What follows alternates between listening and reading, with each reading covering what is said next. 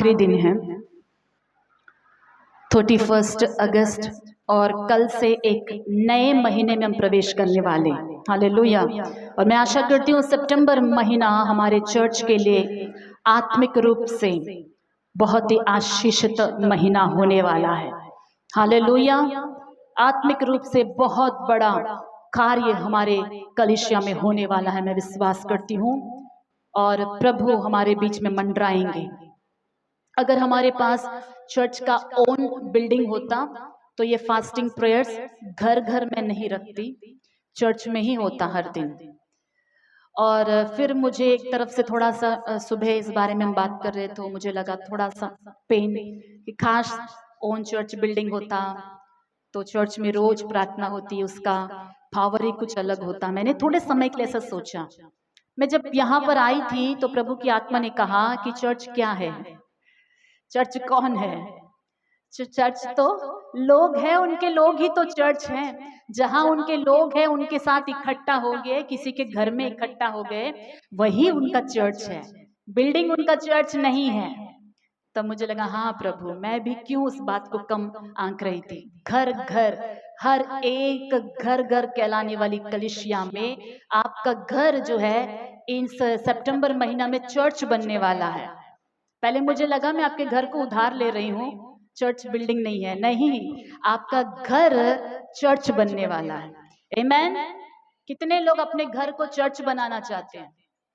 हाथों को अच्छा से लाइएगा, क्योंकि चर्च में परमेश्वर की उपस्थिति होती है, चर्च में परमेश्वर होता है। यदि घर ही मंदिर बन जाए तो कितना आनंद होगा। हालेलुया। तो सितंबर महीना हमारे घर चर्च बनने वाले हैं और ये परमेश्वर के लिए एक तैयारी का महीना है।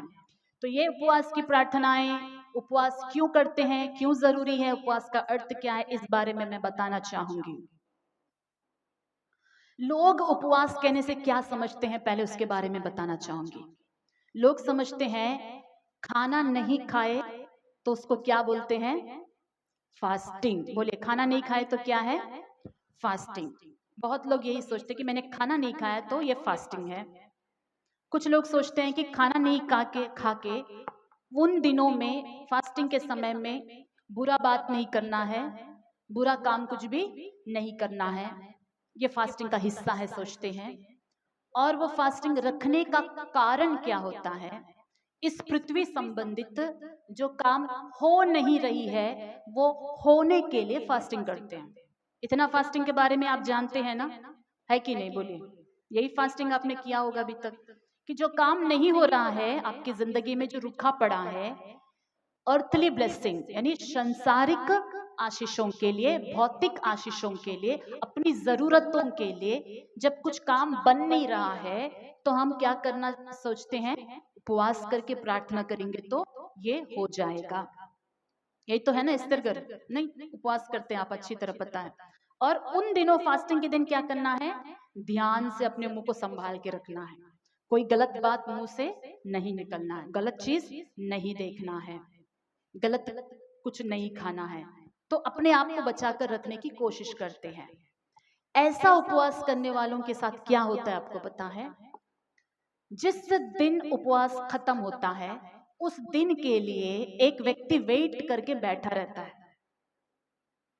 कौन सा दिन ये व्यक्ति फास्टिंग खत्म करेगा, इसको मैं टेस्ट करके देखूंगा कि कितना इसका फास्टिंग में पावर है।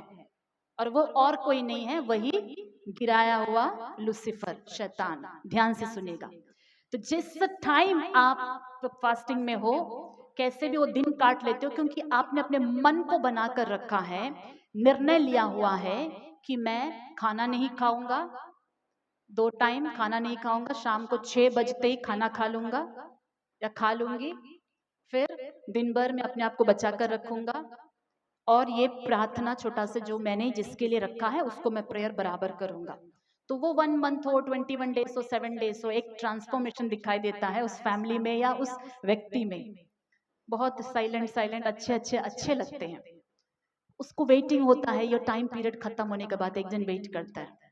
फास्टिंग खत्म होते ही वापस से आप खाना शुरू करते हो। इतना दिन जो चीज को छोड़े थे, अब वो चीज आपको आकर्षित करने लगता है। अरे इतना दिन इसको खाए बिना कैसे था, इसको देखे बिना कैसे था। शरीर टेम्प्ट होना शुरू होता है। तो जितना अधिक 80% प्रभु के करीब आप चले गए, आपको लगा आप सुधर गए, आपको लगा पावरफुल बन गए, सडनली आप देखोगे कि 2 4 5 6 दिन, एक हफ्ता ऐसे ढम करके नीचे गिर गए।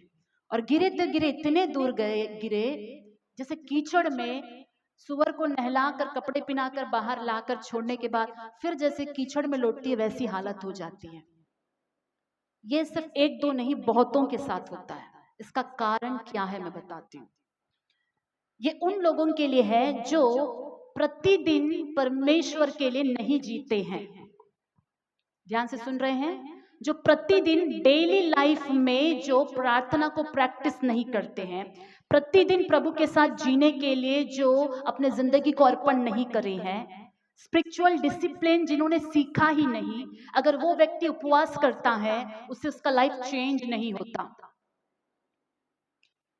तो उपवास करना जो है स्ट्रेट टू स्ट्रेट डायरेक्ट, जैसे कि ना खाना खाया, ना दूध पिया, ना खिचड़ी खाया, सीधा बिरयानी खाने को चले, ऐसी हालत काफी, ऐसा काम काफी मसीह लोग करते हैं।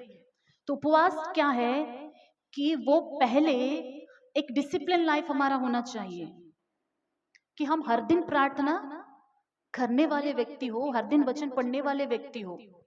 अब उपवास में क्या फर्क है? हर दिन प्रार्थना करते थे, हर दिन वचन पढ़ते थे, अभी फास्टिंग में क्या हो गया है? अभी शरीर को क्या नहीं दे रहे हैं? खाना नहीं दे रहे हैं, बट अभी खाली पेट प्रार्थना कर रहे हैं। पहले भरपेट वचन, भरपेट खा के वचन पढ़ते थे, अभी उपवास करने वाला व्यक्ति क्या कर रहा है? खाली पेट वचन पढ़ रहा है। इस व्यक्ति में, और जिन्होंने कभी डिसिप्लिन बनाया ही नहीं स्पिरिचुअल लाइफ का, प्रेयर बिल्कुल करता ही नहीं, बाइबल छूता नहीं, जिन चीजों से दूर रहना दूर रहता ही नहीं, उसने उपवास को एक आसरा बनाया है कि इन दिनों में मैं इसके जरिए अपने आप को रोकूंगा, क्योंकि एक एजेंडा बनाया है, एक माइंड में सेटअप है, इसके वजह से, उपवास के वजह से मैं इन चीजों को नहीं, उपवास के वजह से नहीं, निर्णय पहले होना चाहिए। हालेलुया। उपवास के वजह से नहीं, मुझे बदलना है परमेश्वर के लिए, मुझे जीना है प्रभु के लिए। फास्टिंग किस लिए करना है? बाइबल में पुराने नियम में भी हम उपवास को देखेंगे, नए नियम में भी उपवास को देखेंगे। बहुत सारे उपवास बाइबल में है। मेजर कारण बाइबल में ज्यादातर किसी ने उपवास किया है तो किस लिए उपवास किया आपको पता है? अपने आप को धीन करने के लिए। आमीन। बाइबल जिस उपवास को सिखाती है किस लिए? अपने आप को धीन करने के लिए। बाइबल के कितने सारे रेफरेंसों को मैंने कितने सारे प्लेसेस में उपवास के बारे में पढ़ा, तो वहां पर मैंने यही पढ़ा कि लोग उपवास के साथ टाट पहनकर, यानी बस्ता पहनकर परमेश्वर के सामने अपने आप को धीन करते हुए, सिर में राख डालकर प्रभु के पास में विलाप करते हुए प्रार्थना कर रहे थे। वो एक साइन होता है कि मैं परमेश्वर को पूरी तरह से अपनी जिंदगी को शून्य कर रहा हूं, जीरो कर रहा हूं, हम्बल कर रहा हूं। क्या हमने ऐसा उपवास कभी किया? प्रभु नए नियम में प्रभु एक जगह ये भी कहता है कि मैं ऐसा नहीं कह रहा हूं कि तुम उपवास करो, अपने कपड़े फाड़ो। नए नियम में देखते हैं यीशु मसीह उपवास के बारे में जब सिखाता है, मत्ती सुसमाचार में क्या सिखाता है?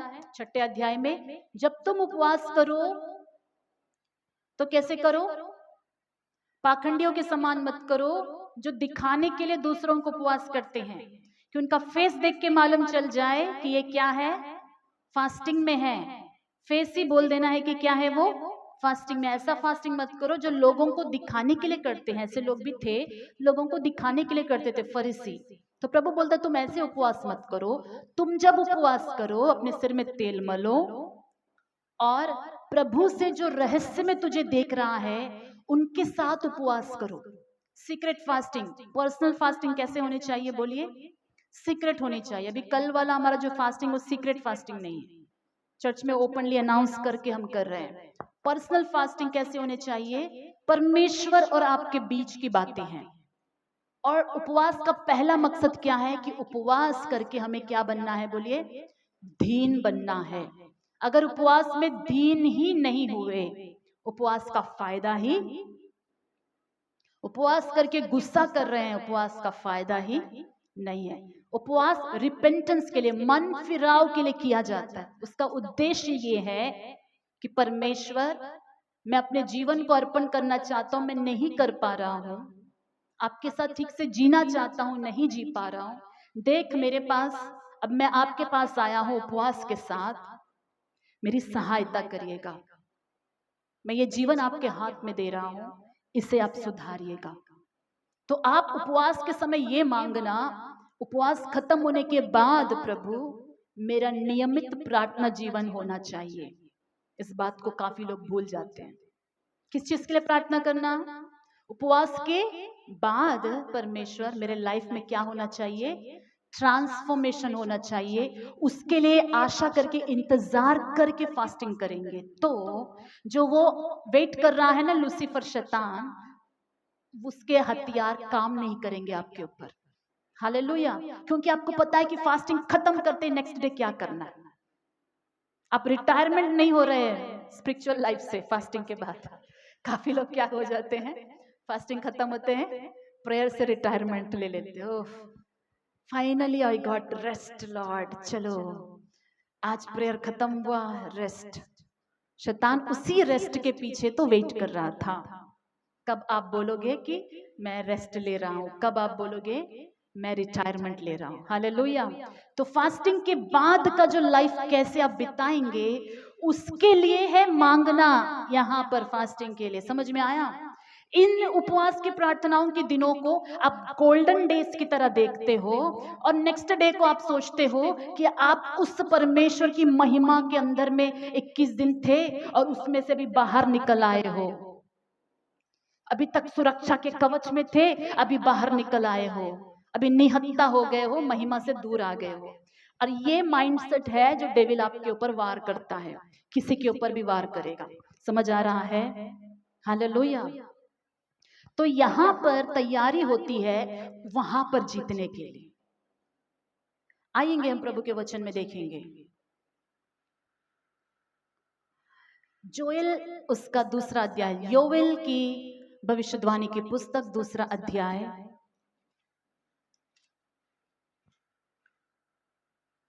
12वां वचन से 16वां वचन तक मैं पढ़ रही हूं। 12 నుండి 16। योवेल दूसरा अध्याय 12 to 16। तो अभी यहोवा की यह वाणी है, अभी भी सुनो, उपवास के साथ रोते पीटते अपने पूरे मन से फिर कर मेरे पास आओ। अपने वस्त्र नहीं, अपने मन ही को फाड़ कर अपने परमेश्वर यहोवा की ओर फिरो, क्योंकि वह अनुग्रहकारी, दयालु, विलंब से क्रोध करने वाला, करुणा निदान और दुख देकर पछताने हारा है। क्या जाने वह फिर कर पछताए और ऐसी आशीष दे जिससे तुम्हारे परमेश्वर यहोवा का अन्न बलि और अर्घ दिया जाए। सियोन में नरसिंगा फूको, उपवास का दिन ठहराओ, महासभा का प्रचार करो, लोगों को इकट्ठा करो, सभा को पवित्र करो, पुरनियों को बुला लो, बच्चों और दूध पीवों को भी इकट्ठा करो। दुल्हा अपनी कोठरी से और दुल्हन भी अपने कमरे से निकल आए। हालेलुया। उपवास कितने कौन कौन से लोगों के ग्रुप के लिए है? काफी लोग उपवास कहते ही सबसे पहले बच्चों को उसमें से माइनस कर देंगे। उपवास कहते ही बच्चे फर्स्ट माइनस हो जाएंगे उस लिस्ट में से। फास्टिंग प्रेयर आप लोगों के लिए नहीं है, बिल्कुल प्रेयर में बच्चे दिखाई नहीं देना। फिर उपवास कहते ही उसमें बहुत सारी चीजें माइनस हो जाएंगे, ओल्ड एज वाले माइनस हो जाएंगे, बीच में जो बचे रहेंगे वे लोग ही उपवास में रहेंगे। ऐसा नहीं है, बाइबल में अभी हमने वचन में पढ़ा, उपवास करते वक्त हर एक के लिए, यहाँ तक कि दुल्हा अपनी कोठरी से निकल आए, दुल्हन अपनी कोठरी से निकल आए, सबके लिए है उपवास। तो प्रभु कहता है सियोन में उपवास का प्रचार करो, सियोन में नरसिंगा फूको, उपवास का दिन ठहराओ, महासभा का प्रचार करो, लोगों को इकट्ठा करो। तो आज मैं वो काम कर रही हूँ, मैं उपवास का प्रचार कर रही हूँ। I am announcing about the fasting कि हम सितंबर 1 तारीख से लेकर पूरा महीना परमेश्वर के साथ बिताने वाले हैं। हालेलुया। तो ये उपवास प्रभु कहता है समय समय पर कि फास्टिंग को डिक्लेयर करना चाहिए। ऐसा नहीं है कि क्यों अभी फास्टिंग रखा, कैसे फास्टिंग प्रेयर एक सेवक अनाउंस कर सकते हैं। नहीं, परमेश्वर ने कहा कि उपवास का प्रचार करो तो करना है, उसका दिन नियुक्त करना है। फास्टिंग हमारे लाइफ का, मसीह लोगों के जिंदगी का एक अमूल्य मुख्य भाग है। हालेलुया। साल में एक बार तो मसीहों को कुछ दिन उपवास में बिताना चाहिए। तो अभी ये उपवास जो है डिक्लेयर किया गया फास्टिंग है, पर्सनल फास्टिंग नहीं है। तो इस डिक्लेयर करे वाले फास्टिंग में बेनिफिट क्या है? पर्सनल करते वक्त जैसे आप भूख से तड़पोगे, फाइट करोगे, कंबाइंड में करने वाले फास्टिंग में वैसा नहीं होता है। आप एक दूसरे को देखकर बल पाते हो, आमीन। एक दूसरे से आप एंकरेज पाते हो और डेली वचन मिलता है और डेली संगति में हम इकट्ठे होते हैं, जो इस उपवास को और पावरफुल बनाती है और सक्सेसफुल बनाती है। हालेलुया। तो अभी उपवास में हम जाने से पहले और भी वचनों में जाने से पहले बहुत तरह के फास्टिंग होते हैं। एक उपवास होता है जिसे हम पार्शियल फास्टिंग कहते हैं या डैनियल फास्टिंग कहते हैं। जब दानियल ने उपवास किया, देखेंगे उसने 3 सप्ताहों के लिए फास्टिंग किया था, 3 वीक्स यानी 21 डेज के लिए डैनियल फास्टिंग कहते हैं। डैनियल की पुस्तक उसका 10वें अध्याय में आएंगे एक बार।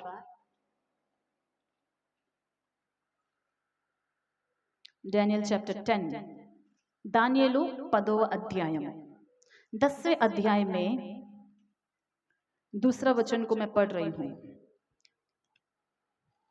उन दिनों मैं दानियल 3 सप्ताह तक शोक करता रहा।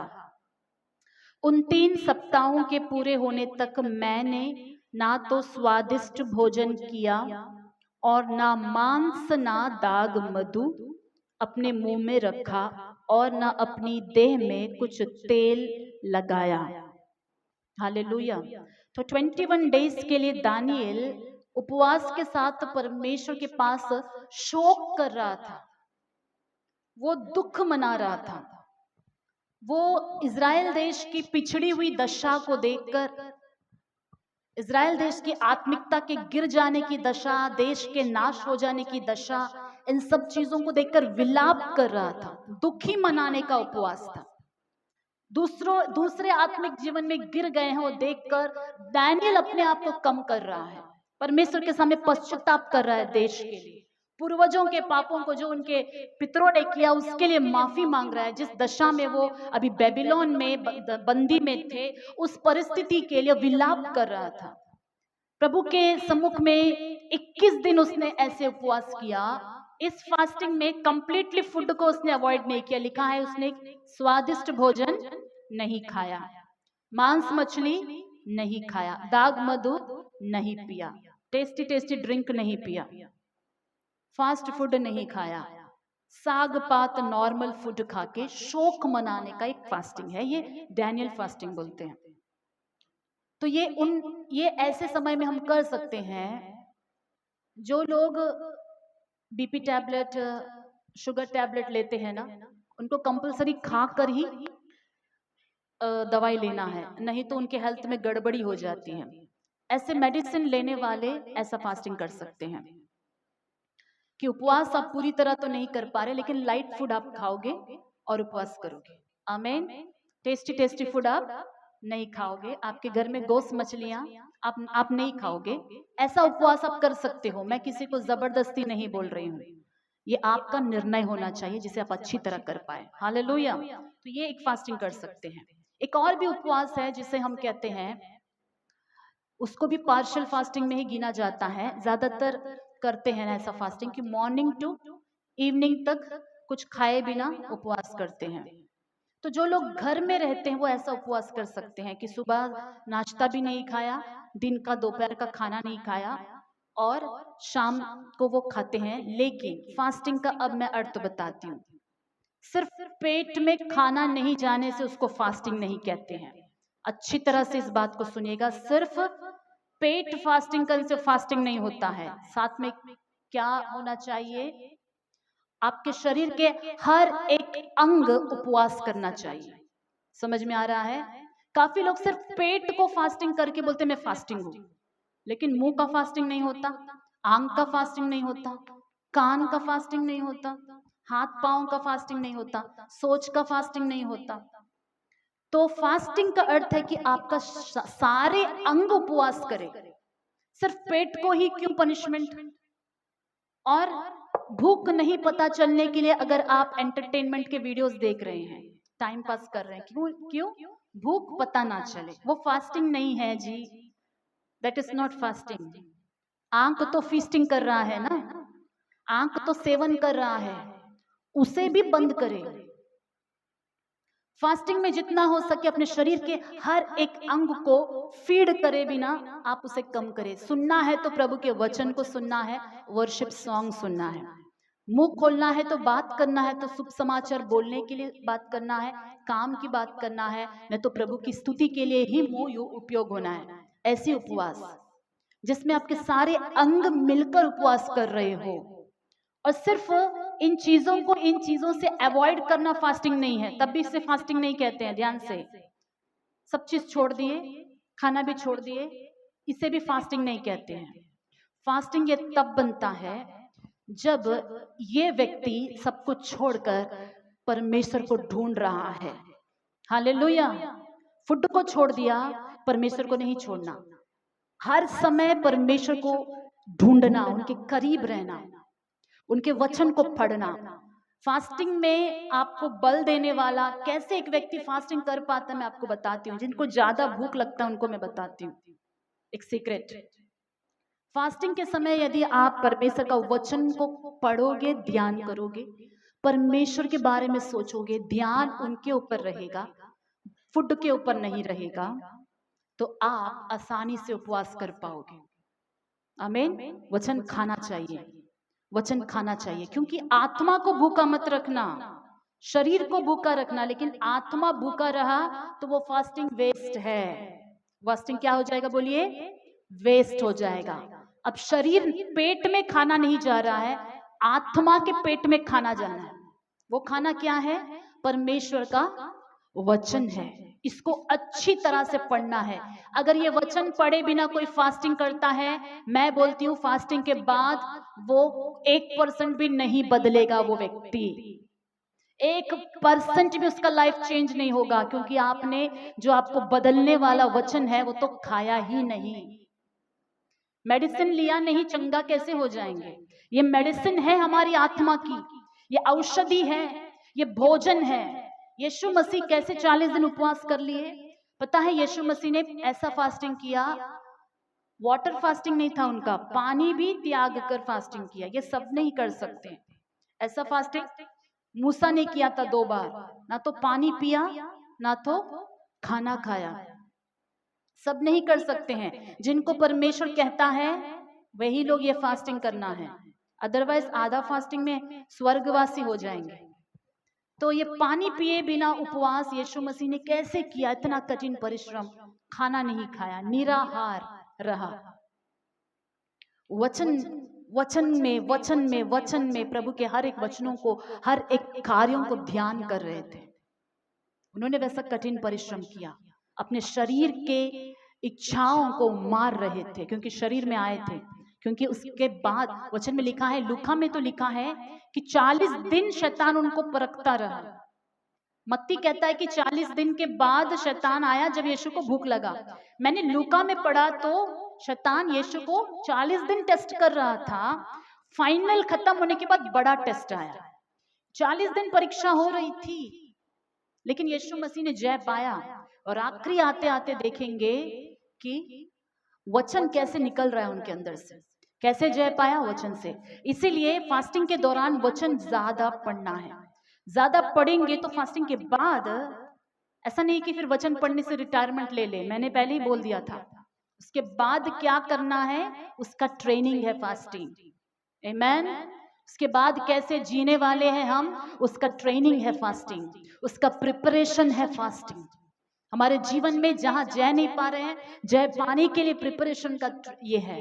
उपवास हमें परमेश्वर के करीब ले जाती है। ऐसा उपवास, ऐसी प्रार्थना करके आप परमेश्वर को खोज रहे हो, सिर्फ परमेश्वर को खोज रहे हो, उनके राज्य को खोज रहे हो, ये उपवास हमारे जिंदगी को पूरी तरह से बदल देगी। हालेलुया। उपवास का मकसद ही क्या है? प्रभु के करीब जाना। उपवास का इंटेंशन क्या है? प्रभु के करीब जाना। आप कहोगे फिर हमारे फैमिली में अद्भुत चमत्कार कैसे होंगे? एक व्यक्ति उपवास करके परमेश्वर के करीब आ जाता है, अद्भुत चमत्कार के परमेश्वर से दूर से कहीं और से आते हैं? बोलिएगा, कहां से आते हैं? उनके ही पास से आते हैं। आप उनके करीब चले गए, अद्भुत चमत्कार करने वाले चमत्कारी परमेश्वर के करीब आ गए, तो फिर आपको फिर और क्या चिंता? आमेन। अद्भुत तो अपने आप होने लगेंगे, उसके बारे में चिंता मत करना। ये फास्टिंग प्रेयर्स हमारे घर में मैरिजेस होने के लिए, अद्भुत काम होने के लिए, प्रमोशन होने के लिए नहीं हम कर रहे हैं, लेकिन ये कार्य होंगे। वो उसका गिफ्ट के रूप में आएंगे, वो आएंगे। परमेश्वर का राज्य और धर्म की खोज करो तो बाकी सब वस्तुएं आ जाएंगे अपने आप से। उसको खोजना नहीं है। उपवास के साथ परमेश्वर को खोजना है, प्रभु के राज्य के करीब आ जाना है। बहुत सारी बातों में जय पाएंगे फास्टिंग प्रेयर के द्वारा। हालेलुया। योना की पुस्तक उसका 3 अध्याय 4 वचन में एक बार हम देखेंगे।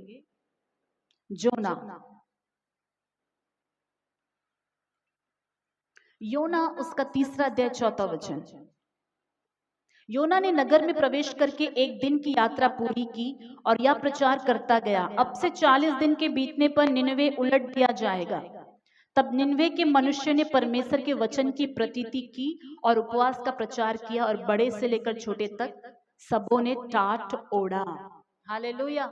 ये एक ऐसा इलाका है बाइबल में, द ओनली प्लेस निनवे, जहां पर एक पूरा एरिया, पूरा नगर फास्टिंग करता है।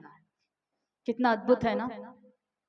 अभी तो हम सिर्फ हमारे चर्च में कुछ लोग मिलकर हम फास्टिंग करने वाले, लेकिन एक पूरा एरिया मिलकर फास्टिंग कर रहा है। परमेश्वर को ऐसा उन्होंने दीन होने के लिए अपने जीवन को अर्पण किया। पूरा एरिया ने मिलकर पाप किया, प्रभु का वचन आया तो राजा ने प्रचार किया, उन्होंने सीरियस लिया और सब मिलकर उपवास करे, और परमेश्वर ने उस देश को जो है नाश होने से बचा लिया। हालेलुया। तो बाइबल में और सारी बातें हैं। उपवास सबसे पहले परमेश्वर के करीब होने के लिए किया जाता है। दूसरा जो है, उपवास अपने आप को दीन करने के लिए उपवास किया जाता है। जैसे निनवे के लोगों ने उपवास किया और अपने आप को क्या कर लिया? टाट ओढ़कर दीन कर लिया। उपवास जो है मन फिराव के लिए किया जाता है। 1 शमूएल 7वां अध्याय 6 वचन एक बार देखेंगे। 1 शमूएल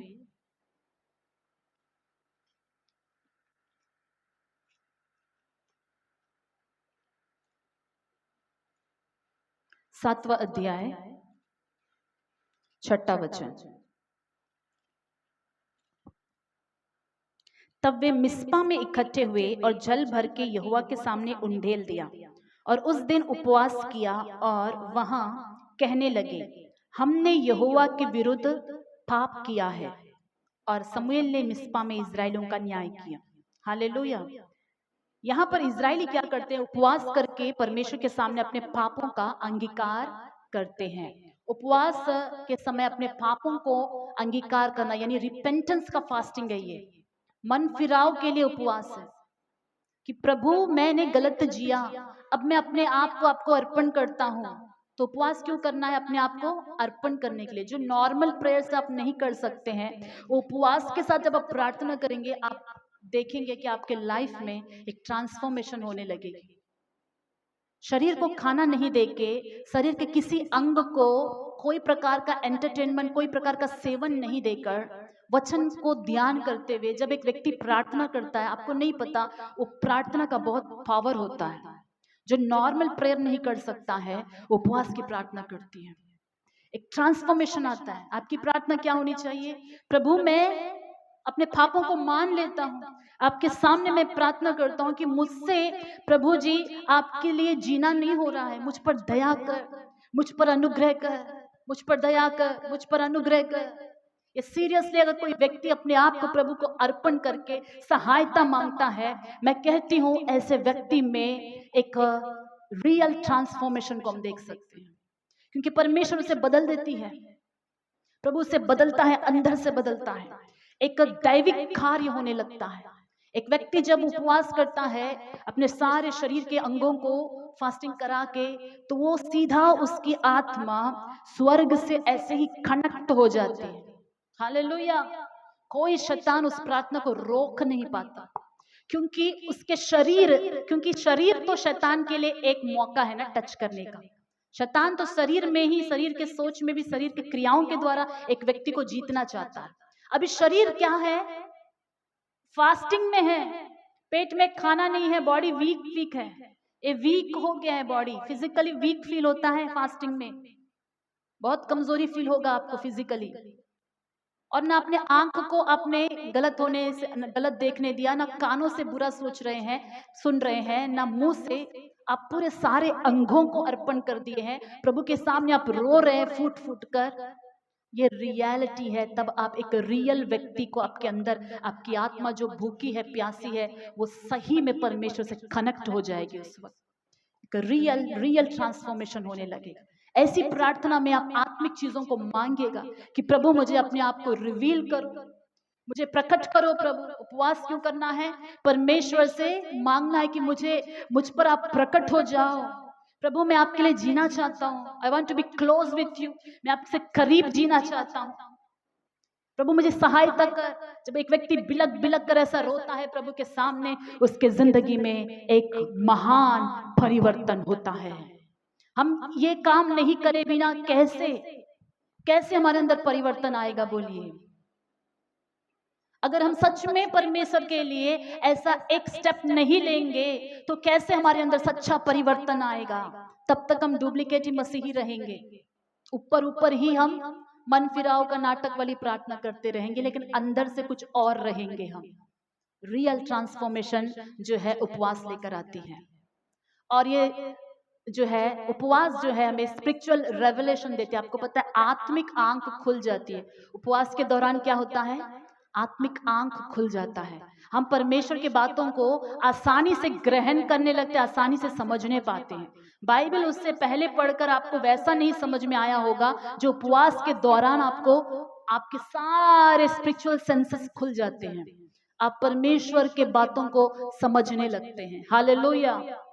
दानियल के साथ ऐसा हुआ कि दानियल के उपवास की प्रार्थना के द्वारा उसकी आंखें खुल गई, उसने बड़े बड़े दर्शनों को देखा। उपवास जो है नए नियम में एक ऐसा उपवास भी है जिसमें पढ़ेंगे प्रेरितों के काम, उसका 13वां अध्याय में आएंगे। और उपवास किस लिए किया जाता है? प्रेरितों उसका 13वां अध्याय, उसके वचन 1 से लेकर 3 तक पढ़े। अंताकिया की कलीसिया में कई भविष्यद्वक्ता और उपदेशक थे, जैसे बरनबास और शमौन जो नीगर कहलाता है, और लुकियुस कुरेनी, और चताई के देश के राजा हेरोदेस का दूध भाई मनाहेम और शाऊल। जब वे उपवास सहित प्रभु की उपासना कर रहे थे तो पवित्र आत्मा ने कहा, मेरे लिए बरनबास और शाऊल को उस काम के लिए अलग करो जिसके लिए मैंने उन्हें बुलाया है। तब उन्होंने उपवास और प्रार्थना करके और उन पर हाथ रखकर उन्हें विदा किया। यहाँ पर उपवास को हम देख रहे हैं कि स्पिरिचुअल गाइडेंस के लिए उपवास किया गया, कि हम परमेश्वर किसको सेवा के लिए भेजे। उपवास करते वक्त परमेश्वर ने 2 लोगों को तैयार किया, एक है नाम है पौलुस, दूसरा का नाम है बरनबास, और उनको क्लियरली पता चल गया कि ये दोनों इस काम के लिए चुने गए हैं। तो फास्टिंग क्या करते हैं? हमें गाइड करती है, गाइडेंस देती है कि क्या करना है। उपवास में मार्गदर्शन हो जाता है, साफ हो जाता है। हालेलुया। और उपवास क्या करती है? हमारी आत्मिक भूख को बढ़ाती है। उपवास हमारी कौन सी भूख बढ़ाती है? आत्मिक भूख बढ़ जाता है फास्टिंग करने से। शरीर के लिए भी उपवास काफी अच्छा है। मैंने एक आर्टिकल पढ़ा था जिसमें ऐसा लिखा था कि अगर एक व्यक्ति 3 दिन के लिए बिना खाना खाए फास्टिंग करने का, यदि उसको मंथली वंस आदत है, महीने में एक बार करता है, तो वो 3 दिन खाना नहीं खाने की वजह से उसके शरीर का जहरीला या कुछ ऐसे टॉक्सिक जो केमिकल्स होते हैं, जो बीमारी उत्पन्न करने वाले ऐसी चीजें शरीर में डिपॉजिट होती है, वो सब बर्न हो, सब जल जाता है, खत्म हो जाता है। क्या करने से? 3 दिन के लिए खाना नहीं खाने से। और ये इतना तक किन किन चीजों को मार देता है आपको पता है? कैंसर आने वाले सेल्स को भी ये फास्टिंग मार देता है। जो एसिड हम कहते हैं ना, फैट है, जिसे कौन सा फैट कहते हैं? एक नाम है ना उसका, अच्छा फैट भी होता है, कोलेस्ट्रॉल होता है ना दूसरा, बैड कोलेस्ट्रॉल। हाँ, इसका नाम ही क्या है? बैड है, वो रहना अच्छा नहीं। वो कोलेस्ट्रॉल भी क्या हो जाता है उपवास के दौरान? खत्म हो जाता है। मतलब अंदर जमा होता है डिपॉजिट। अभी शरीर को फास्टिंग के दौरान एनर्जी चाहिए, तो एनर्जी चाहिए तो शरीर क्या करता है? वो जो डिपॉजिट फैट है ना, उसमें से, वो गंदे फैट में से एनर्जी लेता है। तो लेते लेते लेते लेते जितना दिन का आप उपवास करते हो, ज्यादा फैट है तो सारे गंदा फैट को वो लेकर कंज्यूम करके क्लियर कर देता है फास्टिंग, जिससे आपका एक अच्छा हेल्थ होता है। आमेन, हालेलुया। तो ये एक साइंटिफिकल एक रीजन भी है कि शरीर को भूखा रखने से शरीर स्वस्थ रहता है। और जो हमारा पेट है, इसको भी उपवास करने से जो हमारा मशीन है, डाइजेस्टिव सिस्टम, ये भी अच्छा काम करता है। क्योंकि आपको पता है रोज मशीन चलते चलते चलते चलते क्या हो जाता है? हाँ, थोड़ा स्पीड कम हो जाता है। तो जब ये फास्टिंग में इसको रेस्ट देते हैं तो इसका काम करने की क्षमता बढ़ जाती है। हालेलुया। इतना ही नहीं, ये हमारे शरीर में, हमारे उम्र को दिखने में यंग बनाती है उपवास। उपवास करने वाले बहुत सारे सेवकों को मैंने देखा है, ऐसे बहुत सारे लोगों को देखने में काफी यंग लगते हैं, क्योंकि उपवास हमारे शरीर में एक ऊपरी सुंदरता को भी लेकर आती है। इतने सारे फिजिकल बेनिफिट मैंने बताया, स्पिरिचुअल बेनिफिट तो बहुत है। आमीन। उपवास के फिजिकल बेनिफिट तो है ही है, आत्मिक तो बहुत ज्यादा है, जो हमें पूरी तरह से परमेश्वर के करीब लेकर आती है। अभी मैंने बताया हंगर के बारे में, आत्मिक भूख क्या हो जाती है उपवास में? बोलिए, बढ़ती है। लूका सुसमाचार 2 अध्याय में आएंगे। लूका सुसमाचार 2 अध्याय,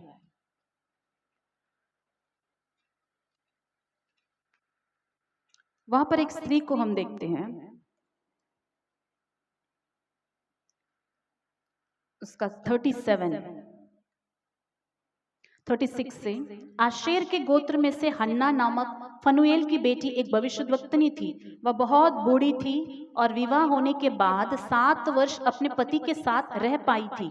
वह 84 वर्ष से विधवा थी और मंदिर को नहीं छोड़ती थी, पर उपवास और प्रार्थना कर करके रात दिन उपासना किया करती थी। हालेलुया। यहाँ पर 84 वर्ष यानी 84 इयर्स से एक बूढ़ी है जो विधवा थी। कितने समय से विधवा थी? 84 इयर्स से विधवा थी। शादी कब हुई होगी? बाल विवाह भी हो जाए तो 15 उम्र में शादी हो गया मान लेते हैं। 84 में 15 इयर्स जोड़ देने से कितना होगा? 94 + 5 99। अगर 15 साल में शादी हुआ हो तो 15 में तो नहीं हुआ होगा, 16 में, 17 में हुआ होगा, तो 101 इयर्स या 102 इयर्स, 103 इयर्स, उतने साल की वृद्धा लेडी के बारे में लिखा है। प्रभु के भवन को वो छोड़ती नहीं थी और रात दिन उपवास कर करके परमेश्वर की बाट जोती थी। उपवास क्या करता है कि व्यक्ति के अंदर ने भूख बढ़ाता है, आत्मिक भूख। तो एक बार फास्टिंग करने वाला व्यक्ति के अंदर में कि प्रार्थना का टेस्ट क्या है उसे पता चलता है, उपस्थिति का वैल्यू क्या है तभी पता चलता है, बाइबल पढ़ने का आनंद क्या है तब पता चलता है। अगर अभी मैं बोलूं आप लोगों को बाइबल पढ़ो तो ये आपके लिए पनिशमेंट लगेगा। आपके घर में बच्चों को बोलेंगे 1 अध्याय पढ़े बिना 3 अध्याय पढ़ खाना नहीं देगा। उन लोग कैसे पढ़ते हैं पता है? पनिशमेंट के रूप में पढ़ते हैं, फटाफट पढ़ो खाना मिलेगा। वो नहीं है, उसमें टेस्ट नहीं है, जो जिसको हम जबरदस्ती करते हैं। प्रार्थना करो प्रार्थना करो, अब जबरदस्ती जाके प्रेयर करो ना तो खाना नहीं देगा, जाके बैठ के 15 मिनट तक घर रूम से बाहर नहीं आना, अब तो वो पनिशमेंट की तरह करेंगे, उनको उसका टेस्ट नहीं मालूम। लेकिन ये फास्टिंग के दौरान यदि आप कनेक्ट हो जाए, परमेश्वर से जुड़ जाए, आपकी आत्मा अपने सृजनहार को पहचानने लग जाए, सृजनहार के साथ एक हो जाए, तब इसका अर्थ बदल जाएगा। मैं इसे शब्द में नहीं बयां कर सकती। कोई किसी को प्यार करता है, मानते हैं, एक लवर होता है, क्या कोई एक प्रेमी अपनी प्रेमिका से पनिशमेंट की तरह बात करता है क्या? आप बोलिएगा। कितने घंटे बात करते पता नहीं चलता, बात करते रहते दिल भरता नहीं है। जब दुनिया के प्रेम में वो ताकत है, दुनिया के प्रेम में वो है, सृजनहार के साथ यदि आपको वो सच्चा प्रेम में आप जुड़ जाएं, तो आपको वहां तक पहुंचना है। आप वहां तक नहीं पहुंचे, मैं कहती हूं आप अपने परमेश्वर को जानते नहीं हो।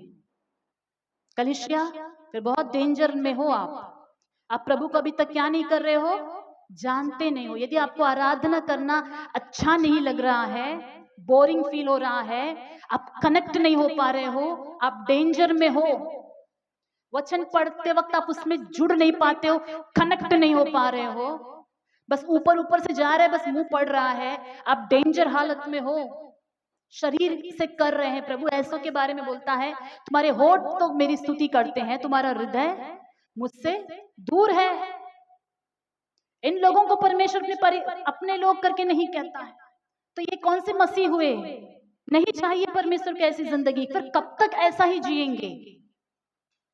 हमें ट्रांसफॉर्म होना है, बदलना है, उस स्थान तक पहुंचना है। ये क्या बोल रही थी मेरी दीदी?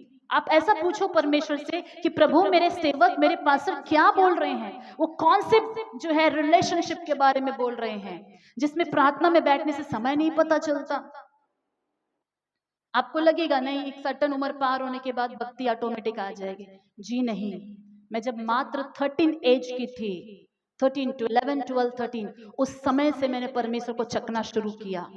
और मुझे अच्छी तरह पता है, बपतिस्मा मैंने 11 प्लस या 12 प्लस एज में लिया था, और उससे पहले मैंने 3 दिन उपवास किया था। किसी ने नहीं बोला फास्टिंग करके लेते हैं, बट आत्मिक तैयारी के लिए 3 दिन वाटर फास्टिंग हमने किया था। और वाटर फास्टिंग के साथ जब बैप्टिज्म लिया, पानी में जाके बाहर आए, ऐसे लगा जैसे कि बॉडी पूरा हल्का हो गया है, और चलने से जैसे लग रहा था हवा में चल रहे हैं। और मेरे उस छोटे उम्र में, टीन एज में, कई बार मैंने यूथ मीटिंग में बताया था, 2 महीना छुट्टी हो, स्कूल का फेस्टिवल का छुट्टी हो, उस छुट्टी को मैं कैसे मनाती थी पता है? टारगेट रखती थी कि आज इतने अध्याय बाइबल पढ़ना है। स्कूल छुट्टी के दौरान एक फेस्टिवल का 1 या 2 दिन मिले, 100 अध्याय पूरा करके पढ़ लेना है। वैसा भूख होता था। प्रभु के सामने ऐसे भी दिन है प्रार्थना के, घमंड के लिए नहीं, आपको एंकरेज करने के लिए बोल रही हूँ, 12 घंटे भी एक दिन में प्रार्थना किए हुए दिन है। 12 घंटे क्या करते थे? 12 घंटे दीवार था, एक छोटा सा झोपड़ी था, दीवार में इंडिया का मैप चिपका के रखे, डायरी होता था, सब नाम था, देशों के नाम, बस प्रार्थना करते करते करते टाइम जा रहा था। वचन पढ़ो, प्रार्थना करो, वचन पढ़ो, प्रार्थना करो। एक बार चख लोगे आप आत्मिक जिंदगी को, उससे बाहर आने से आपको अच्छा नहीं लगेगा। दाऊद प्रभु के बहुत करीब था, उनकी उपस्थिति का टेस्ट उसको पता था, क्योंकि वो प्रभु का आराधना अकेला में बहुत घंटे उसने किया। वो वर्शिप का टेस्ट उसको मालूम है कि अकेले में वर्शिप करके प्रभु को आराधना करने का टेस्ट क्या होता है। फिर जब उसको सिंहासन मिल गई तब भी वर्शिप कर रहा था, लेकिन एक बार उसने गड़बड़ करा, वो अपने शरीर के वश में आया, उसने पाप किया, बत्सीबा के साथ व्यभिचार किया, उसने उसके पति उरिया का मर्डर करवाया। उस महिमा में से बाहर आकर सीधे इतने सारे नीचे गड्ढे में वो गिरा। गिरने के बाद जो फीलिंग होता है, गिल्ट फीलिंग, उससे वो जी नहीं पाया। हे परमेश्वर, मैंने जो खो गया उद्धार का आनंद मुझे फिर से दो, मुझे फिर से चाहिए, वो चाहिए। राजा है, बहुत सारी पत्नियां हैं, सब कुछ है, मुझे वो आनंद नहीं मिल रहा है। सब कुछ है, राज्य है उसके पास, फुल पैसे हैं, सोना है, चांदी है, महिमा है, स्थान है, इतने सारे लोग नमस्कार करते, झुकते हैं, दंडवत करते हैं, सब कुछ है, लेकिन वो आनंद नहीं रहा। बच्चे हैं, सब कुछ है, लास्ट में बत्सीबा भी मिल गई पत्नी के रूप में, सब कुछ मिल गया, उद्धार का आनंद नहीं मिल रहा है। वो रो रहा है प्रभु के सामने। 51 भजन में उसके पश्चाताप की प्रार्थना लिखी हुई है, प्रभु मेरे अंदर स्थिर आत्मा नए सिरे से उत्पन्न कर। मैं चाहती हूँ कि हमारी कलीसिया के हर एक लोग उस स्थिर आत्मा में पहुंचे, वो टेस्ट को चखे। 2000 की बात होगी जब मुझे एक आत्मिक किताब मिली थी, मैं उसे पढ़ रही थी अभिषेक के बारे में, पवित्र आत्मा के बारे में। तब तक मैं पवित्र आत्मा को उस तरीका से नहीं जानी थी, जब उस किताब के जरिए मैंने जाना एक व्यक्ति के रूप में कि पवित्र आत्मा कौन है। एक व्यक्ति के जैसा, मतलब त्रिएक परमेश्वर में परमेश्वर है। वो पावर नहीं है कि हम टंग्स बात करें, अन्य भाषा बात करें, उत्साह हो गया, गर्म हो गया, चले गए, वो नहीं है। पवित्र आत्मा इज नॉट अननोन टंग्स। अन्य भाषा पवित्र आत्मा नहीं है। पवित्र आत्मा परमेश्वर है, वो एक व्यक्ति है, इज रियल। तो मैं उस किताब को पढ़ने के बाद प्रेरित होकर पवित्र आत्मा से बात करने लगी। जब बात करने लगी तो मुझे मालूम चला कि सहायक के रूप में जो भेजे गए हैं पवित्र आत्मा, उनका मोल क्या है, उस सहायक का अर्थ क्या है, सहायक क्या कर सकते हैं। वो सहायक इतना रियल है कि आपको जो कोई आपको मदद नहीं कर सकता, वो आपको कर सकते हैं। जिन चीजों को आप कुछ भी करके जीत नहीं सकते, वो सहायक ही आपको जीत दिला सकता है। लेकिन उनसे एक संबंध होना चाहिए। रोज उनसे मैंने बात किया, जैसे कि वो मेरे सामने है, मैं कल्पना करती थी कि पवित्र आत्मा परमेश्वर मेरे सामने है, और मेरा एक कल्पना का एक जगह होता है। मेरे कल्पना में एक पहाड़ी होता है, हरे घास और फूलों से भरा हुआ। मैं वहां दौड़ कर जाती हूँ, फिर पवित्र आत्मा परमेश्वर वहां पर आता है और मैं दौड़ कर जाकर उनको गले लग जाती हूँ। मैं फूट फूट के रोती हूँ। मेरे कल्पना में परमेश्वर से मिलने का एक जगह है मेरे प्रिय से, वहां मैं उनसे मिलकर बैठकर, जब तक मैं वहां नहीं पहुंच जाती तब तक मैं प्रार्थना में सेटिस्फाई नहीं होती हूँ। हर दिन ऐसा मैं करती थी। वहां पहुंचने के बाद उनसे गले मिलकर उनसे ढेरों सारा बात करना और अपना दुख को बताना, मैं क्या फेस कर रही हूँ, मैं कैसे हूँ। वहां पर मुझे उनका आवाज सुनाई देता था, वहां से मुझे उनकी वाणी सुनाई देती थी। वहां वो घंटों बैठकर मुझसे बात करते थे। हालेलुया, यह है रिलेशनशिप। यहाँ पर आप पहुंचेंगे तो मैं बताती हूँ, दुनिया के हर एक पाप जो आज नौजवानों को आकर्षित कर रही है, टेस्ट लग रही है, ये सब आपको छी छी छी बेकार लगने लगेगा। वहां तक नहीं पहुंचेंगे तो कैसे, मैं बोल रही हूँ, कैसे हम जय पाएंगे। ये दुनिया बहुत भयंकर है, कहीं भी कभी भी गिरा सकती है। वहां से मैंने जय पाया, क्योंकि जब मैं मात्र 17 साल की थी, मैं आज मैं कलीसिया को बताती हूँ, मुझे एक मैरिज प्रपोजल आया था एक बड़े अभिषिक्त दास का। 17-18 ईयर्स में वो मुझे पसंद करे, मैं भी उनको पसंद करी। घर में बात हुआ, सबकी शादी के बाद इसकी शादी कराएंगे बोला। मुझे पहले बार, फर्स्ट लव बोलते हैं ना, मैंने उनको प्यार किया। मैं बताती हूँ क्योंकि नौजवानों को ये जरूरत है। मैंने उनको प्यार किया। उन दिनों में लैंडलाइन फोन होता था, फोन कनेक्शन होता था, कभी कभार बात होती थी। प्रार्थना करने के लिए वो बोला करते थे, मैं प्रार्थना करती थी उनके मीटिंग्स के लिए। फिर धीरे धीरे प्रभु मुझे सपने में दिखाने लगा कि इज नॉट राइट पर्सन, गड़बड़ है, कुछ गड़बड़ है, मुझे पता चलने लगा कैरेक्टर में गड़बड़ है। फिर धीरे धीरे धीरे सब कुछ सामने आ गया, सच में वो कैरेक्टर में गड़बड़ ही निकले। जो पैसों के लिए, पैसा ही मुख्य था, और कैरेक्टरलेस हम कह सकते हैं, जो किसी भी लड़कियों के पीछे वो पड़ जाएंगे। फिर धीरे धीरे उनकी बातचीत मुझसे अलग होने लगी। बस तुझे इसलिए पसंद किया कि बस तुम थोड़ा मिनिस्ट्री में हेल्पफुल हो जाओ, नहीं तो तुम बेकार हो, ऐसा उसने कह दिया। उस दिन उस सेंसिटिव एज में, टीन एज वाला होता है 19 के अंदर, वो दर्द सहना मुश्किल था कि कोई रिजेक्ट करे तो कैसे होगा। उस दर्द से बाहर निकलने के लिए मेरे को परमेश्वर की आत्मा ने मदद किया। हालेलुया। कितने रात में नहीं सोई, कितने रात में रोई, रात से लेकर सुबह तक। पवित्र आत्मा परमेश्वर एक ऐसा था, मेरा पार्टनर बन गया था और मैं उनके करीब थी। मैं उनसे घंटों बात करती थी, अपना दुख किसी को बता नहीं सकती। घर में भी मैं नहीं बताई कि मैं ऐसे दर्द में जा रही हूँ। लेकिन वो दिन थे, वो साल थे, कुछ साल, जब मेरा और परमेश्वर के बीच एक घनिष्ठ संबंध बन गया। हालेलुया।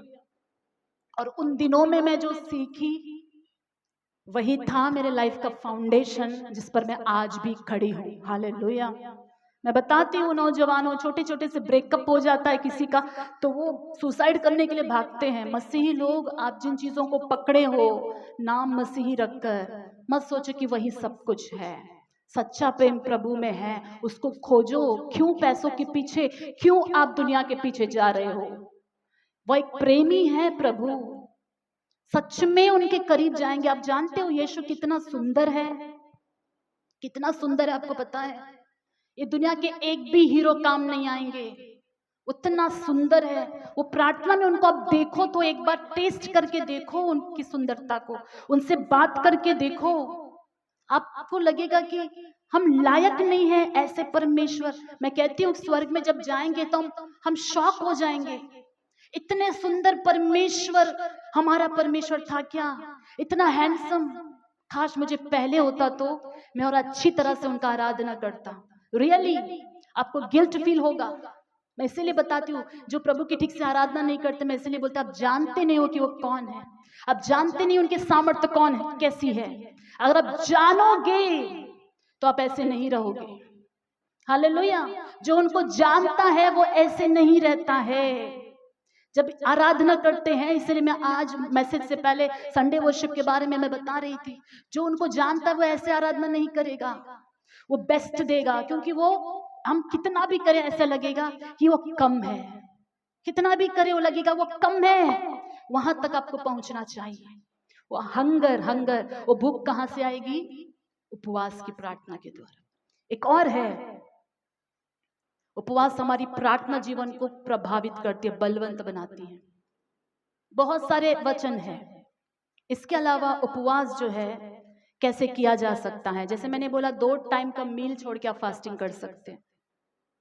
जिसने कभी उपवास ही नहीं किया उनके लिए मैं बताती हूँ, 1 टाइम मील छोड़कर भी आप फास्टिंग कर सकते हो। यानी आप निर्णय लो कि ब्रेकफास्ट नहीं खाओगे, लेकिन आप जल्दी उठोगे और प्रार्थना करोगे, बहुत देर तक प्रार्थना करोगे, ड्यूटी जाओगे। जो ड्यूटी नहीं जाता है, दिन के 1 बजे तक या 12 बजे तक आप प्रार्थना करोगे घर में, फिर उसके बाद आप खाना खा सकते हो। कम से कम 1 टाइम छोड़कर 21 दिन फास्टिंग करके आप देखो। लेकिन आप उपवास करो, 2 टाइम कर सकने वाले 2 टाइम करो। मॉर्निंग ब्रेकफास्ट करके अगर दिन का खाना छोड़कर आप फास्टिंग करना चाहते हैं तो भी आप करो। सुबह आपका काम करना होता है लेडीज को घर में, आप नाश्ता कर लो, काम कर लो फटाफट, दिन का खाना छोड़ के आप उसके बाद प्रार्थना में रहो। शाम को आप प्रेयर में आओ, प्रेयर से जाने के बाद आप घर जाके खा भी सकते हो। कैसे भी करके मैं कहती हूँ कि आप उपवास करो, आप जैसे निर्णय ले रहे हो। और जो 2 टाइम छोड़कर शाम को खाना चाहते हो, ओके, वैसा प्रभु आपको शक्ति और बल देंगे, पर उपवास करो। हालेलुया। उपवास के दौरान ही आप सीखोगे कि परमेश्वर के भवन का महत्व क्या है, आत्मिक जीवन का महत्व क्या है। उपवास आपको जो है सामर्थ देगी, स्पिरिचुअल पावर आपका बढ़ेगा, आत्मिक शक्ति क्या हो जाएगी उपवास में? बढ़ती है। यीशु मसीह फास्टिंग करके बाहर आए, उनके बारे में क्या लिखा था? आत्मा से परिपूर्ण होकर आए। अधिकार और आत्मा से परिपूर्ण करती है उपवास। उपवास जो है हमें, और भी बाइबल में बहुत सारे कारणों के लिए उपवास किया गया। एक बार दाऊद ने फास्टिंग किया था, जब बत्सेबा के साथ उस व्यभिचार किया तो बत्सेबा गर्भवती हुई और एक बेटा पैदा हुआ। परमेश्वर ने उस बेटा को दंड दिया, वो बीमार पैदा हुआ। दाऊद बहुत दुखी हुआ, प्रभु के सामने उपवास करके उसने दीन होकर बच्चे को बचाने के लिए प्रभु के सामने रोता रहा, रोता रहा, रोता रहा। फास्टिंग उसने किया, फास्टिंग उसने, कितना भी फास्टिंग करो बच्चा बचा नहीं। तो फास्टिंग कभी कभी परमेश्वर ने उसे दंड दिया, मतलब पिता के पाप का दंड किसे मिला? बेटे को मिला। वो मैटर अलग है, लेकिन वहां पर एक बात है कि उपवास हम कभी कभी मन फिराने के लिए भी करते हैं, जान बचाने के लिए भी करते हैं। चाहे वो शारीरिक रूप से कोई बीमार है, उसके लिए उपवास करके आप प्रार्थना कर सकते हैं। कोई उद्धार नहीं पाया, उनके लिए उपवास रख के प्रार्थना कर सकते हैं। इन उपवास के दौरान हम आत्मिक चीजों को मांग सकते हैं। नहेम्या के काल में जो है, नहेम्या ने प्रार्थना किया था, उपवास किया था। किस लिए? यरूशलेम की शहरपना गिर गई है, निर्माण होने के लिए, मंदिर दोबारा बांधा जाने के लिए कई दिन उसने उपवास किया। उसकी उपवास की प्रार्थना के द्वारा डोर्स ओपन हो गए। फिर उन्हीं के काल में एजरा, नहेम्या और जरुब्बाबेल को लेकर परमेश्वर ने इजराइल को फिर से निर्माण किया। हालेलुया। तो उपवास की प्रार्थनाएं आत्मिक कार्यों को करती है। स्वर्गीय दरवाजे उपवास के दौरान खुल जाते हैं। स्वर्गीय दरवाजा क्या हो जाता है? बोलिए, खुल जाता है। स्पिरिचुअल मंडल, आत्मिक मंडल में हमें जय मिलता है उपवास के द्वारा। उपवास बहुत कुछ कर सकती है। एक आखिरी वचन पढ़कर मैं समाप्त करना चाहूंगी। भजन संहिता 92, भजन संहिता 92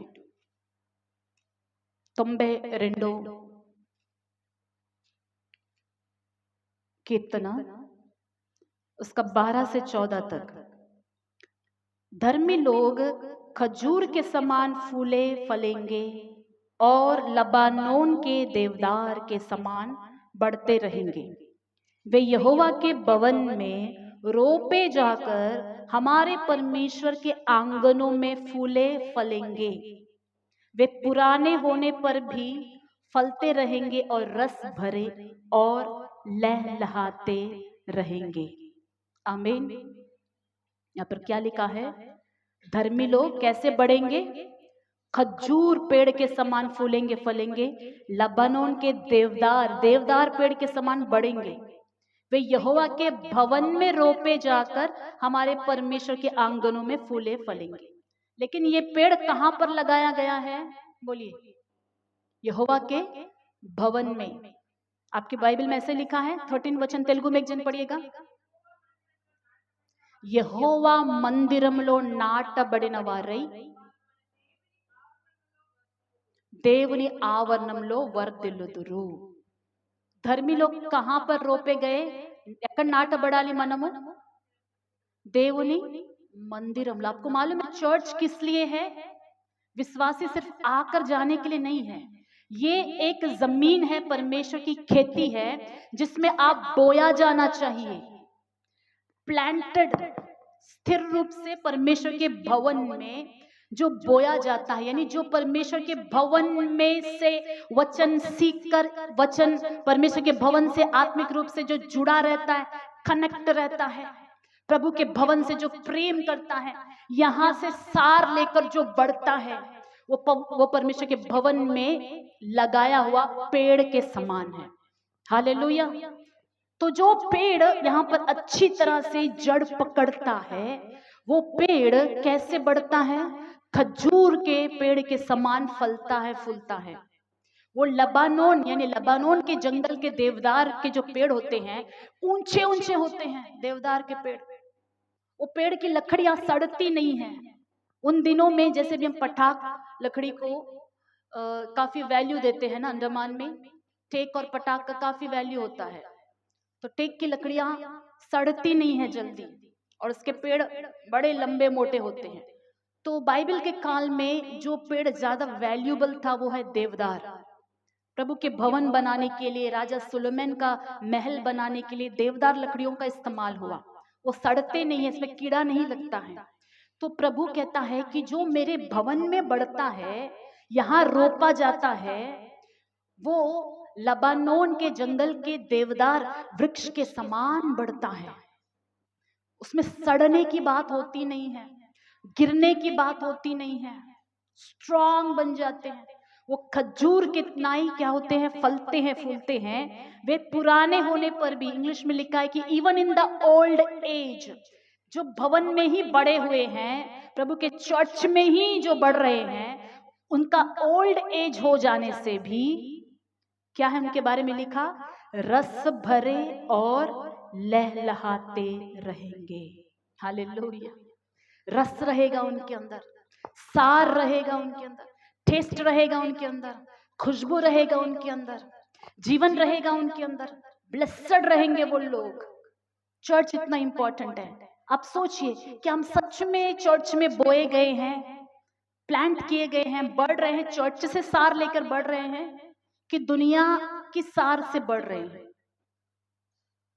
जिस चीज को हम सेवन करते उसी से तो बढ़ते हैं ना। ఏదైతే మనం తింటామో అదే మనం పెంచుతుంది।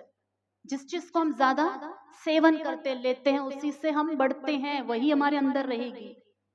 क्या क्या चीज से हम बढ़ रहे हैं? क्या प्रभु के भवन के वचनों से, यहाँ की उपस्थिति से हम अपने आप को बढ़ा रहे हैं, या अपने आप को इससे कनेक्ट महसूस करते ये वचन से हम अपने आप को बढ़ा रहे हैं?